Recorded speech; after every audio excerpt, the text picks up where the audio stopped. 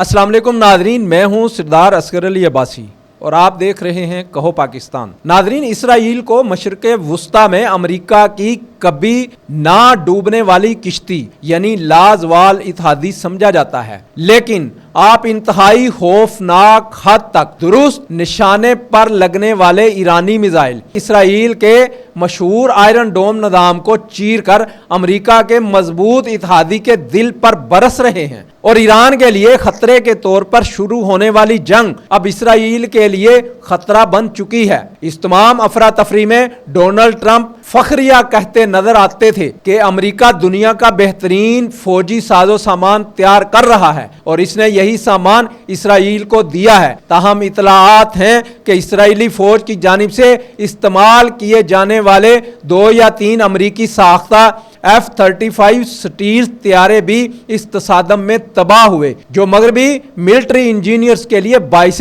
شرمندگی ہے۔ یہ بات اپنے آپ میں ہی کافی حیران کن ہے کہ بھاری پابندیوں کے بوجھ تلے دبا ایران، جس کے پاس وسائل کی بھی کمی ہے، طاقتور دشمنوں کے خلاف لڑنے کے لیے مضبوط دفاع بنانے میں کامیاب ہو گیا ہے۔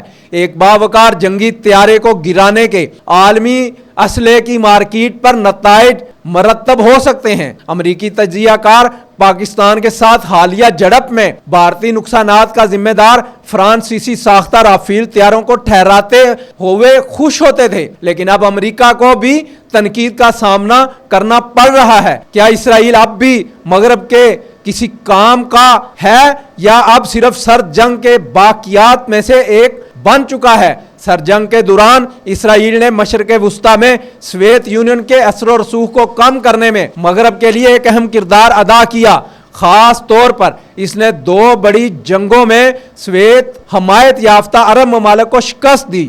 یہ اور دیگر وجوہات کی بنا پر مغرب نے خاموشی سے اسرائیل کو جوہری طاقت بننے کی اجازت دی۔ اب جب وہ ایران پر ممکنہ طور پر جوہری ہتھیار بنانے کی کوشش کرنے پر تنقید کرتے ہیں تو مغرب کا یہ رویہ منافقانہ لگتا ہے، جبکہ ایران میں بڑے پیمانے پر تباہی پھیلانے والے ہتھیاروں کے استعمال کے خلاف مذہبی اصول موجود ہے۔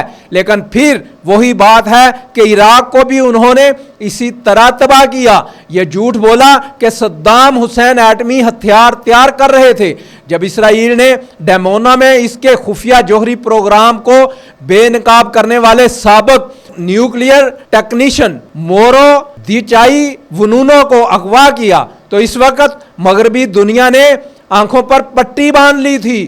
مور دبچائی ونونو خفیہ طور پر ایٹمی ہتھیاروں کے خلاف تھے۔ انہوں نے 1986 میں ایک برطانوی اخبار کے ساتھ معلومات شیئر کی۔